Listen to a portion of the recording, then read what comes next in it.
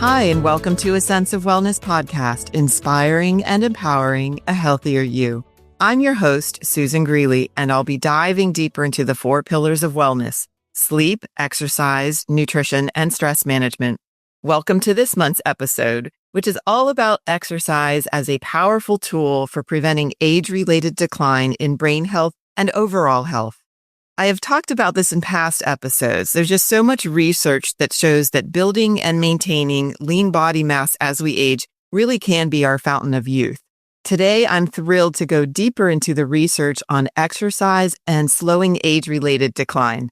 My guest is Dr. Mike Whitehurst, who is a retired professor and longtime department chair of exercise science and health promotion at Florida Atlantic University.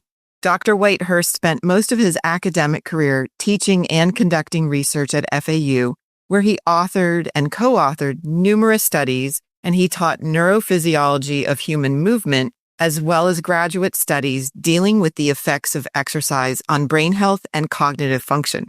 He was a competitive cyclist, he remains an avid exerciser, and he now runs his own company called Training Adaptations, where he helps clients with healthy aging. Mike, it is such a pleasure to have you with me today. Thanks for being here. Oh, it's my pleasure. Thank you.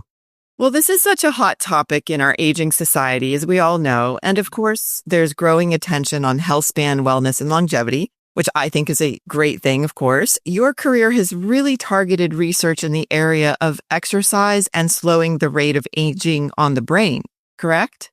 That's been my interest. I haven't conducted as much research in that area, but I've certainly taught about it and tried to live it. Nice. And the living it is the most important part, isn't it? So let's dive in. Then please go ahead and tell us more about your background.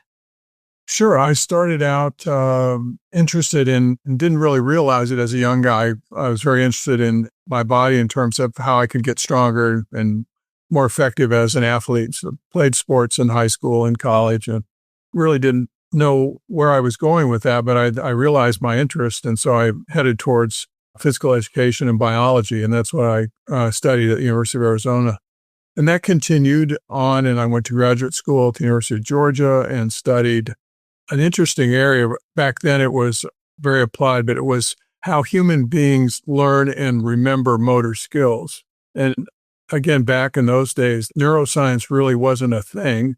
And we weren't really delving so much into trying to explain behavior via the nervous system. Certainly we did, but not at the level that you see today by any stretch. But I did come to appreciate the significance of memory and areas of the brain that are associated with memory. And then as I got into my career and taught various courses as an exercise scientist, I got closer and closer to a better understanding and appreciation for areas of the brain that are associated with memory. And then a whole vast collection of sciences has emerged over the last couple of decades that have really helped us appreciate how these areas of the brain that are associated with memory and cognition are influenced by physical activity. So that's kind of where we are, and that's where my interests have been for the last few years. And isn't it interesting to see as a society now how we're so hyper-focused on that? It's really true. It is. There's a heightened awareness among the public for sure. Yes. Well, we see increasing rates of Alzheimer's disease and sadly, a lot of neurological issues. Obviously, memory loss concerns everybody as we age. I encounter that every day among my peers, and we talk about this and we all tend to joke about it. So what I love to bring to the table is the education behind these lifestyle habits, of course. And that's why we're here talking about it, because exercise truly is so powerful. And it's not just a nice to have part of our daily lives. It does impact everything, how we function on a daily basis. And that includes just our normal activities of daily living, all the way up to maintaining maybe a high level of exercise as we age. So we're going to talk about all of this. There's a lot that I would love to hear from your perspective, Mike. So let's dive a little bit deeper into the science behind what goes on in the human body when we do exercise. What is going on in there to improve our memory and cognition? Well, first, and it's apparently obvious, but we increase our metabolic rate. And so if we're exercising, if we're doing large muscle group activity, which is typically what aerobic exercise is, swimming, cycling, running, walking, stepping, whatever it may be, dancing vigorously. If you're using large muscle groups, you've got a systemic increase in metabolic activity. And importantly, if it's voluntary activity, which aerobic exercise is, I'm using the front part of my brain, and I'm also using the area in my temporal lobe called the hippocampus. So what I'm doing is I'm flooding those areas with blood flow. Now, obviously, the brain's not going to be denied of blood flow or energy because it's kind of an energy hog, if you will. But when I'm exercising, I'm sending, as I am all the time, sending signals, sensory signals through my hippocampus, the area in the brain that's associated with the formation of short-term and ultimately long-term memories. It's the area in the brain that's most plastic, if you will. It changes throughout our whole life, and we literally generate new cells that are plugged into existing networks that we'll call memories. So when I exercise, I'm flooding that area with sensory information. That information is coordinated and fine-tuned and projected to different areas in my cortex. So I'm really doing myself a huge favor just in terms of overall blood flow to the brain and the stimulation that's associated with that. So that's particularly noteworthy as it relates to aerobic activity. To a lesser extent with resistance exercise, although resistance exercise, as I'm sure we'll talk about, is critical to our health and longevity. Right, right. So we will go over both of those. Thank you. And that's a basic thing. And bringing energy, nutrients, and particularly oxygen to the brain is so important. And I think in our sedentary society, that message alone needs to reach more people. Move more, move more. Right. So you just mentioned the strength training versus aerobic. This is also out there that everybody needs to be out there strength training as we age. I feel the pressure every day. It's also become kind of a joke that we all feel guilty if we're not out there hitting the gym and working on building muscle. So can you tell us what is either more beneficial, or is there the right combination? Do all older and aging adults need the same proportion or level of activity between or mix between aerobic and strength training? Well, ideally, we need both so that they complement one another. So aerobic exercise is, the national organizations will tell us that we need to do this 3 to 5 times a week, resistance exercise 2 to 3 times a week. But they really are complementary. And you think about activities of daily living, I need enough, we'll call functional capacity. I'll need enough vigor and energy to execute those activities. And it hinges on both some endurance and it hinges on strength and my ability to move around my environment. And essentially humans seek to control their environment. That's what we do. Doesn't matter what it is. There's, in my opinion, 5 things that we're in quest of, and food, shelter, reproduction, value, and exploration. You can't do those things at a relatively high level without some kind of overall endurance and muscular strength. I don't think you can divorce either one. I think we need those to consider those as part of a healthy lifestyle, and we need to engage in all of those. The thing that I think your listeners and viewers would benefit most from is not beating themselves up if they're not doing what they think is the right amount, because oftentimes we don't even know what the right amount is. The right amount is a reasonable stimulus that will support your cardiovascular system, your metabolic rate, and put a load on skeletal muscles enough such that they'll develop and retain some strength. So again, we can pursue those activities of daily living at a relatively high level. The amount of time that you need to spend doing these things is not what some folks think. You don't need to go to the gym and sweat for 2 hours. You don't even need to go to the gym, frankly. But if you go to the gym and you can use your time wisely, think of 20, 30 minutes of good aerobic activity, as much as an hour. I mean, it depends on what your goals are. If you're a competitive athlete, you're going to need to usually would do more, but that's not the point. If you're seeking health, then a reasonable amount of activity at a level which is enough of a stimulus to overload your system so there's an adaptation. That's both in aerobic or strength training. Strength training, you could do 20 minutes 2 or 3 times a week if you do the right things and get a great stimulus to maintain your muscle mass. Again, if you're trying to be a bodybuilder, then that's a whole nother world. Or even if you're a relatively competitive athlete, you may do more than the person who's seeking just general health. But it doesn't have to be a great deal of activity. It just needs to be focused correctly, and the benefits will be there. Absolutely. Thank you for saying that. There's this term out there now called exercise snacking, Mike. I'm not sure if you've heard about that. And I love that. I have not heard that one. Look, so if you think about it, right, we all have just a limited amount of time every day to get things done. And if you don't have 2 hours, do a little exercise snack. In 10 minutes, you can target one muscle group or maybe the large muscle groups and do some really effective exercise in very short snippets of time. And maybe it's 3 times during the day that you can accomplish that versus carving out a larger amount of time. So so exercise snacking, you can pull that out with your clients too. Okay.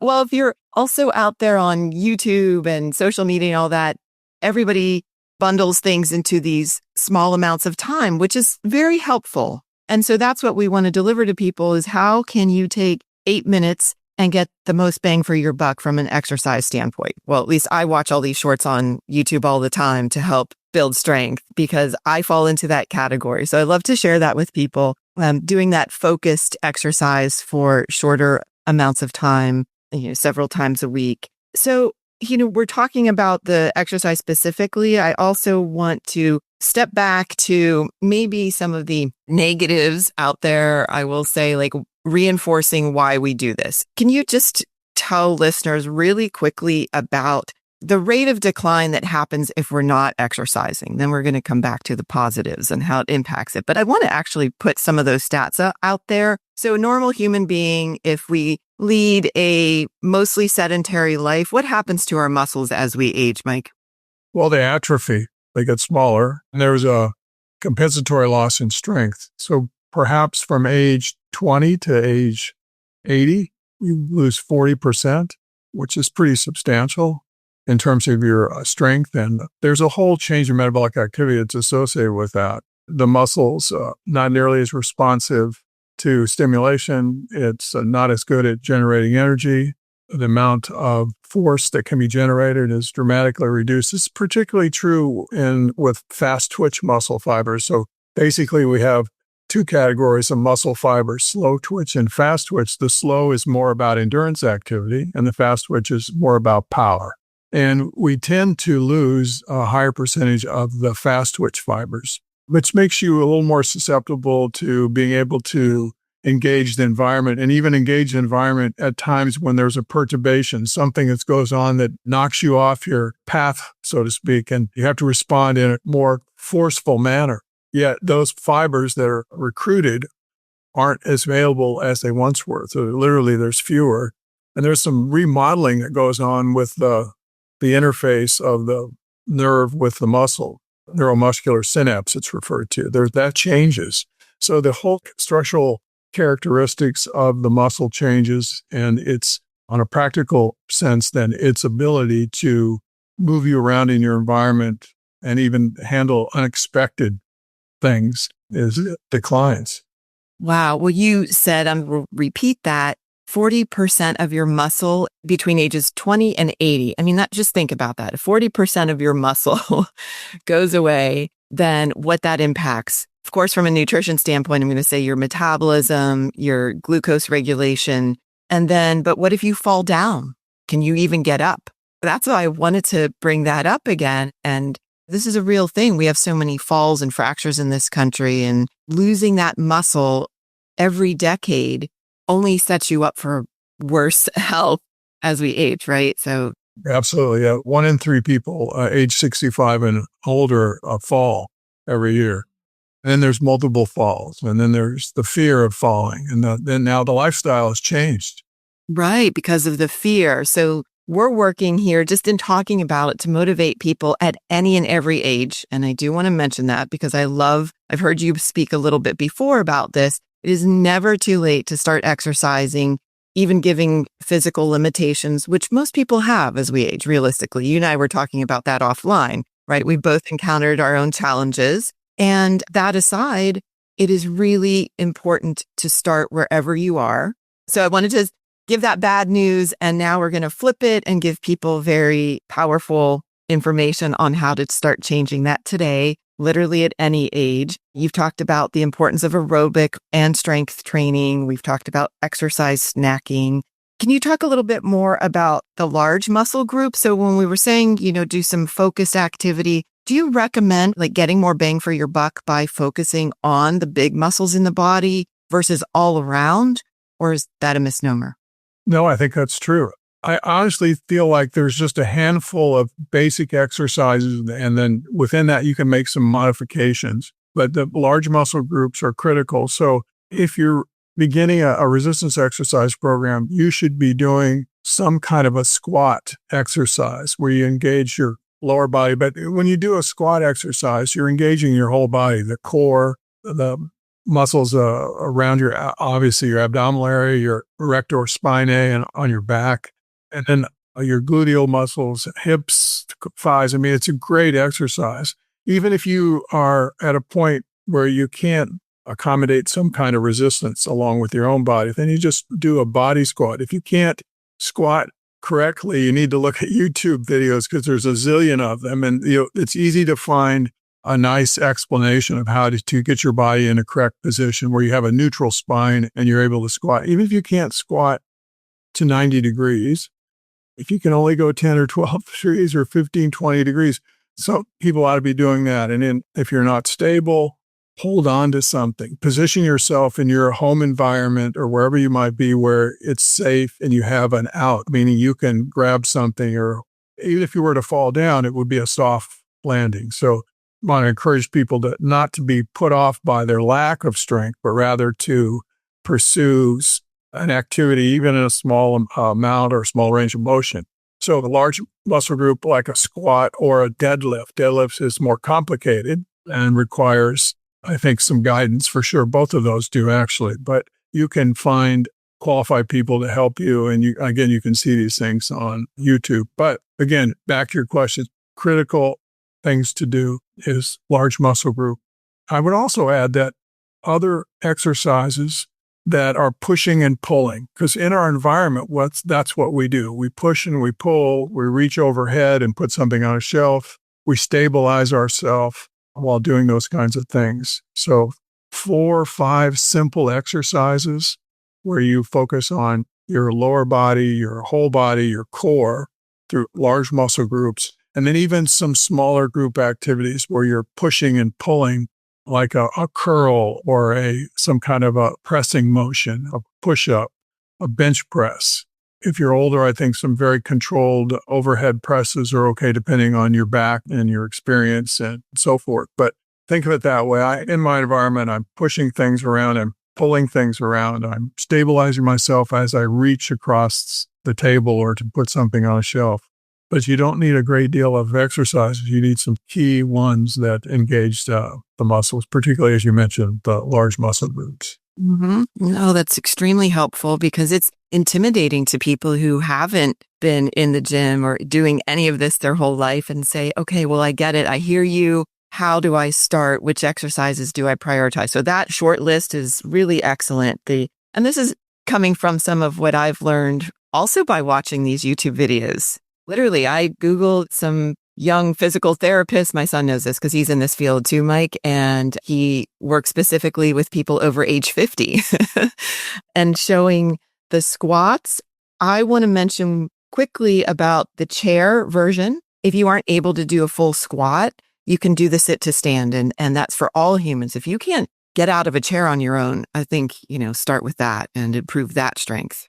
I agree. And think of people who can't get out of the chair without using their arms. Exactly. Right. So that's that pushing motion. You need to engage those muscles like a push-up or even a wall push-up. Let me just mention one thing. There's a study that I like to recall. I believe it was published in 1991 by the lead author was Maria Fiatorone. She's a physician.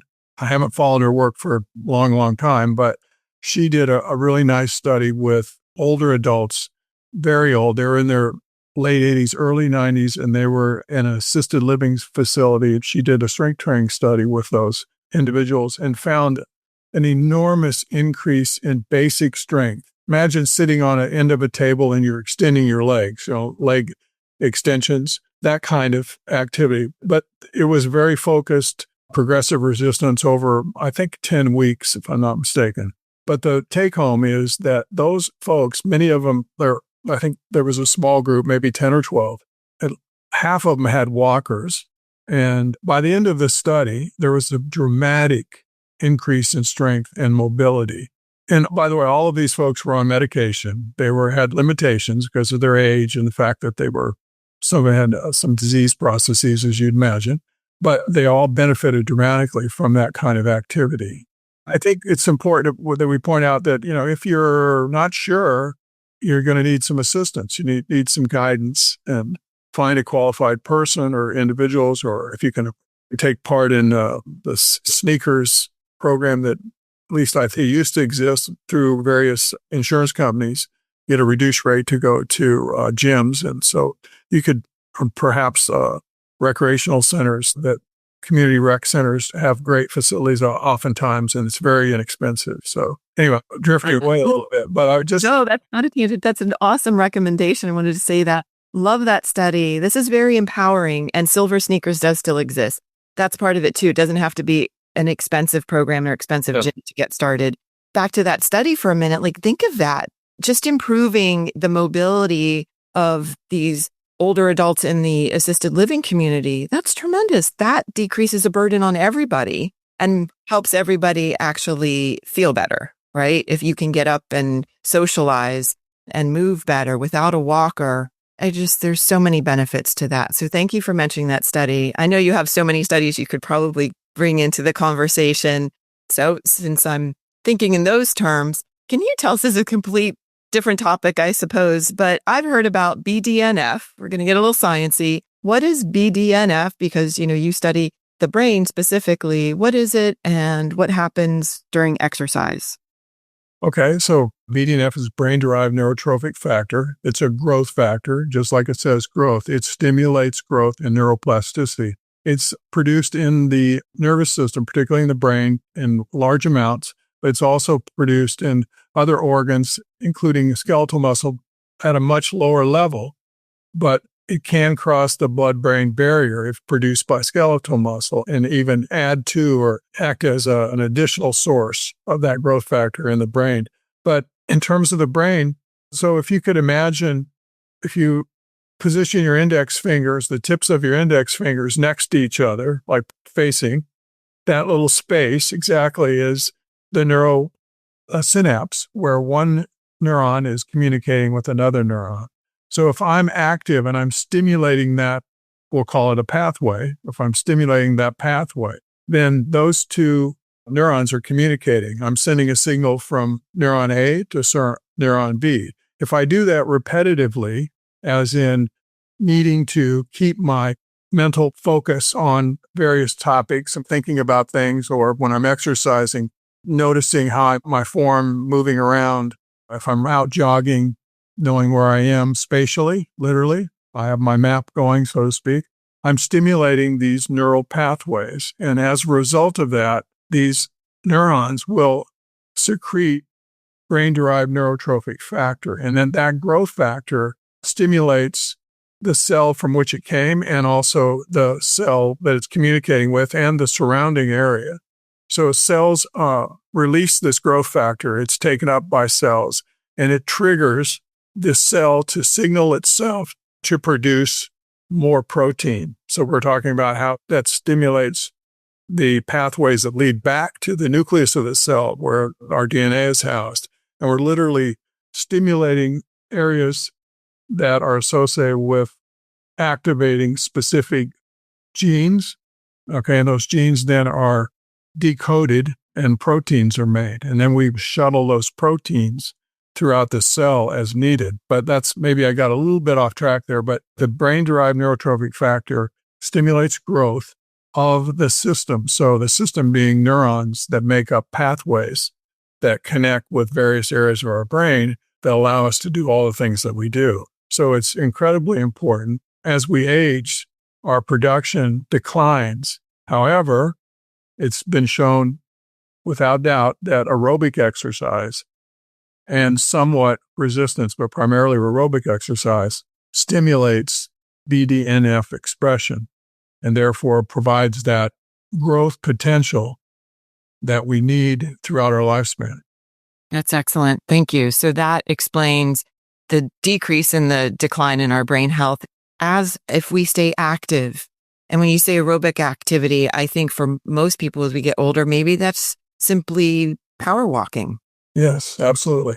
Maybe pickleball, maybe hiking, maybe still cycling. But, you can attest to this too. I know people who engage in cycling, which is one of my favorite activities as well. That requires significant balance. And like you said, that orientation in your environment. Many people are afraid to get on a bike, but if you continue to do it, you're actually improving your brain. You're not going to get lost. You're probably not going to fall off your bike, right? If you're doing it safely. So I think that that's really powerful. Yeah, I can add that another study, an important study that came out in 2011, Erickson and colleagues at the University of Illinois, they imaged the brain in chronic exercisers and sedentary individuals. And when I say imaged, MRI, and they found that brain mass was better maintained in the chronic exerciser than the sedentary person. Then subsequent studies, and there's also changes in the hippocampus, again, the area in our temporal lobes. It's stereo, one on either side there, that's associated with memory formation and long-term memory. I might add, just to reiterate some of our earlier comments, that when I'm doing the aerobic exercise, I'm sending massive amounts of sensory information to my brain. And so my various sensory modalities are processing. Let's just take vision. We can all relate to that, right? So as I'm moving about my environment, let's say, again, I'm jogging and I'm seeing my environment. So that visual stimulus is passing through various structures and it makes its way to the back of the brain, the occipital lobe, where that's the visual processing center. The same thing's going on with sound, the same thing's going on with smell, touch, proprioception. But once I go to the centers in the brain that handle those specific areas, and then they associate with one another and fine-tune that stimulus into a perception. But anyway, I'm processing that information, and it makes its way, after considerable processing, to the areas that relate to the hippocampus. So the hippocampus is, again, rich with sensory input. And so I'll form memories of what it felt like when I was moving around in my spatial environment. It's because hippocampus is associated with spatial memories, my recognition of places and how to move around in those places. So I'm enriching that area with blood flow and stimulation, the hippocampus, and I'm creating these memories. And then I'm projecting those memories to areas of my cortex where I can form a long-term memory. So just think of a collection of cells, or think of a bunch of ping pong balls, perhaps, that are bonded together that represent a network that now is my memory of 42nd Street and how I navigate that area in order to run my route.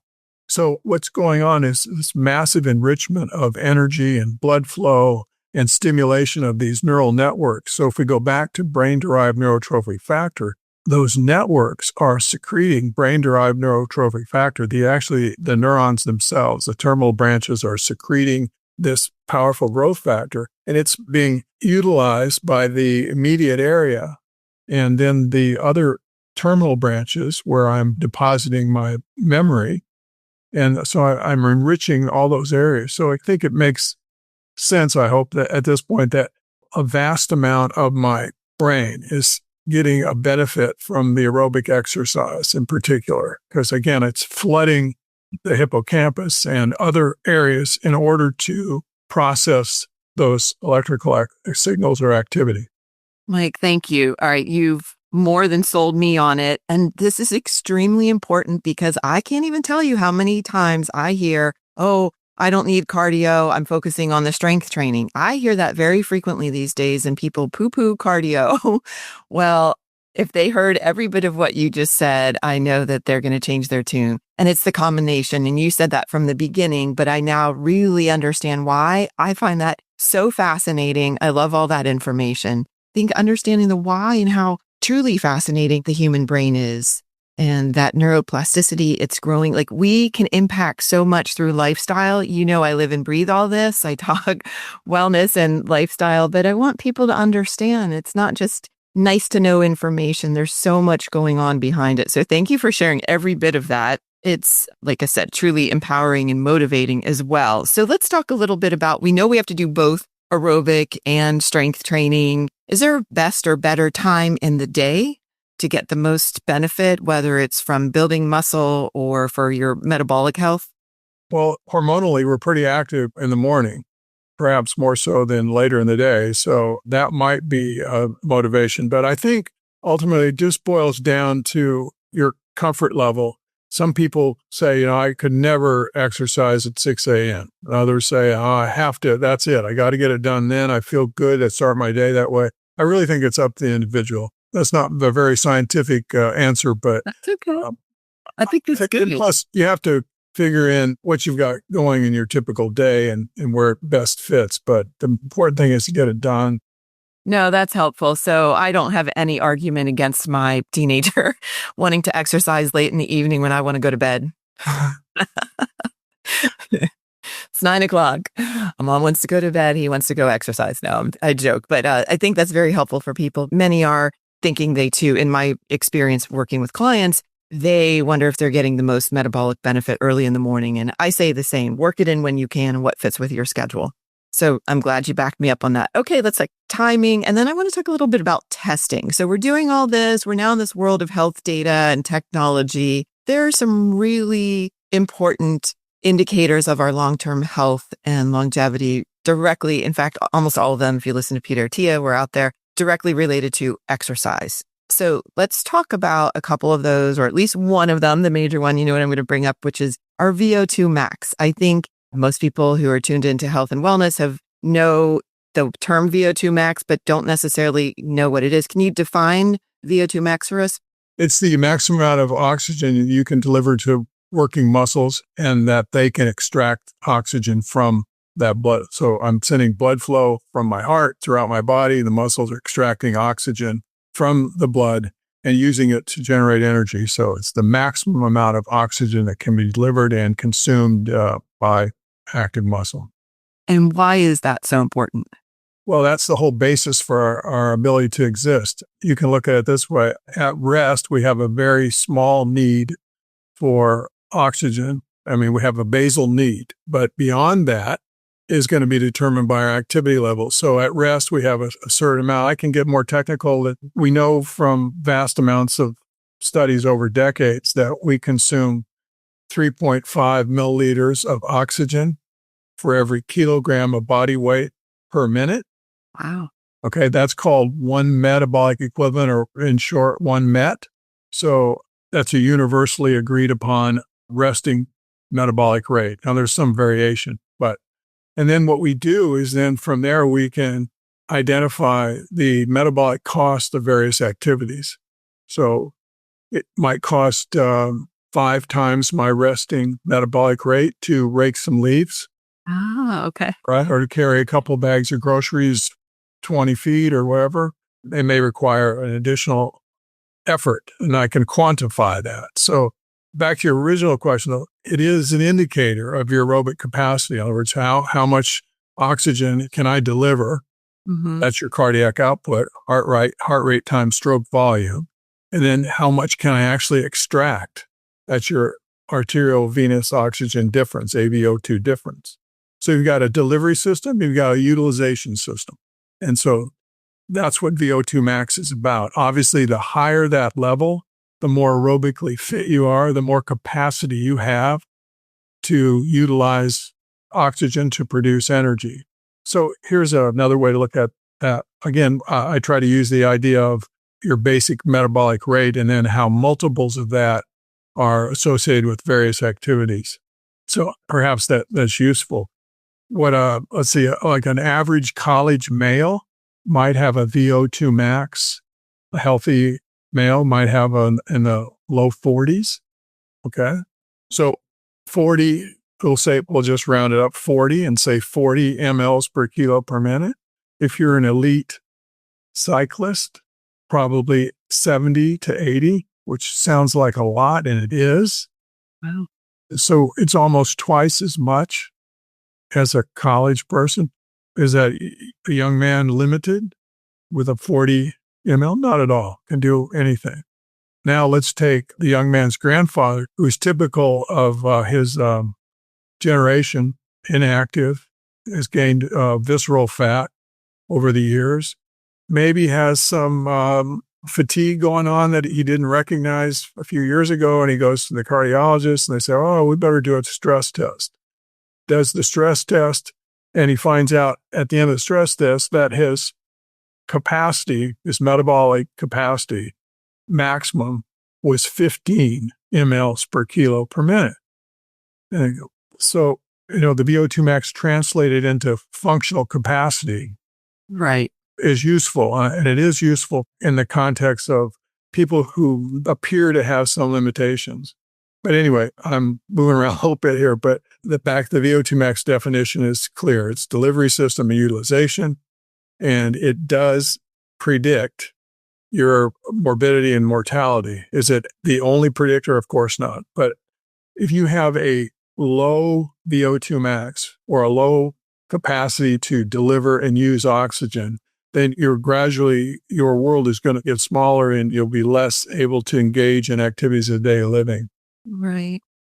No, it's so true. All of that, again, is really helpful. I could listen to you all day. I could continue this conversation for many hours, quite honestly, because we know this now, so predictive of our long-term health and longevity. But it's important for people to understand what, in this world, like I said, of so much data, what is really relevant and important to test. And I believe you would say that it is, if you have the opportunity, then do have your VO2 max or even a submax. Maybe you can explain that as well. Oh, yeah. Yeah. I'm glad you framed it that way. You don't need a VO2 max test.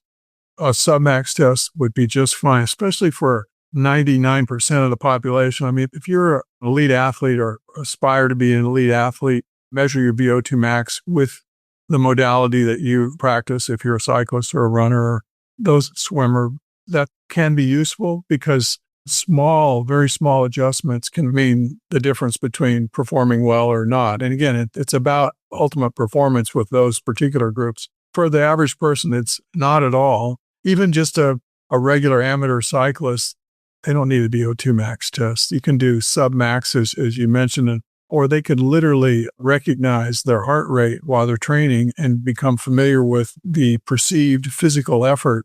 They could rate their perceived exertion in associating with a heart rate, and they could begin to dial in the intensity that's required for them to do well. But the VO2 max does give an indication of your maximum capacity, and in some cases it's useful. The submax test, there's lots of them. In the 90s, I think it was even before that, Ken Cooper, a physician, cardiologist in Dallas, formed a Cooper Clinic, and that was a big deal back in those days. The aerobic activity was literally the word aerobic was a big deal. And he did lots of testing, but he also helped, I think, popularize submaximal testing. You can do a step test. You can do a 12-minute run-walk test on a track, those kinds of things. You could do a submax test on a treadmill, on a bicycle, assuming someone can help you administer that. And you can translate that into an estimate of your VO2 max. It gives you a ballpark. But I mean, basically, what we're doing here is we're trying to quantify your capacity. And again, you can do that with perceived exertion and heart rate. You can do that with these submax tests, and you can certainly do it with a maximal VO2 max test. Or even if you do your stress test in a clinical setting and you're able to max out, get to the maximum amount of work you can do on that, typically a treadmill, then again, you can translate that and it can become useful. It's particularly useful, again, if someone has limitations so that the cardiologist can say, hey, you probably should avoid this kind of activity until you've gone through some cardiac rehab or just a conditioning program. Right, right. You brought up a couple points in there as you're talking about this that I want to also hone in on: exertion and intensity and wearing the heart rate monitor. So that was all really helpful. And I hope listeners also even go check out the Cooper Clinic. This is all out there. So this is important to understand, like, where do I go to get more information about this? But in any case, what I want to say is we need to push ourselves. As I'm listening to you describe this, I think one of the takeaways as well, Mike, and I hope you concur, is that most of us can do more. We just aren't used to pushing ourselves and becoming uncomfortable, right? So if you're not exerting, you have to increase the effort to get the benefit. Correct. And I'm glad you brought that up. So what you're asking your body to do when you exercise is to accommodate the level of work that you decided to do. Okay, whatever it is. So I'm going to ride the Peloton for 30 minutes. And I know from my past experience, my average wattage is going to be about 100 or whatever it is. Or I'm going to walk at a certain pace. I'm going to jog at a certain pace. So what you're asking your body to do is to provide the oxygen and energy you need to sustain that activity. We can also go back to just walking slowly if that's where you are, right? So you start out there. But what you're doing is you're asking your body to respond to an increased demand for energy. And it does that by changing its metabolic rate. We're back to metabolic equivalents here. So the Olympic cyclist or professional cyclist can do 10 times what an average college male can do.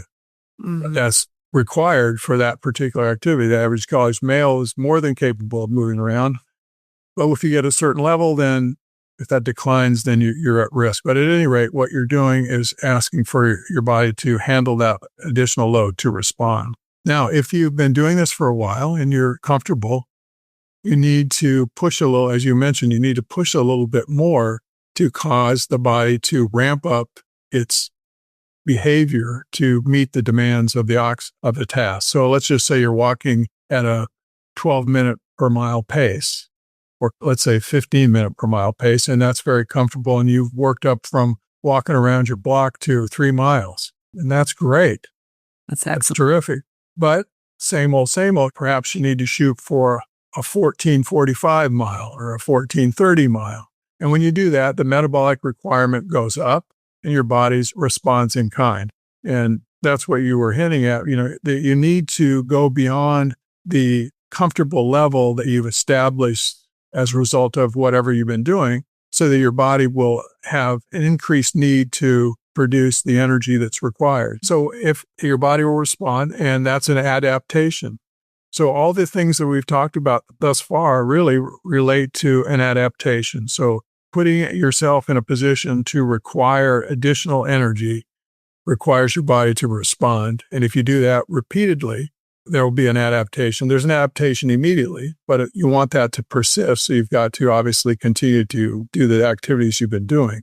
But that's what we're all seeking, an adaptation. The adaptation raises your overall ability to respond to insult, whatever it may be. That's a take-home message. That's a great take-home message. I wanted to start to summarize it. And I agree, if we push ourselves and the body adapts in a positive way, and that is then what also leads to functioning better and ultimately longevity, right? So, Mike, we've been chatting a while. I think I need to have you back. This is fabulous. Every bit about it. I find it, again, very empowering and inspiring as well, which is our goal. So maybe last couple of questions here. You just mentioned that reaching the adaptability or adaptation. Can you give us a kind of final summary of your words of advice regarding exercising at any age? What do people need to do daily?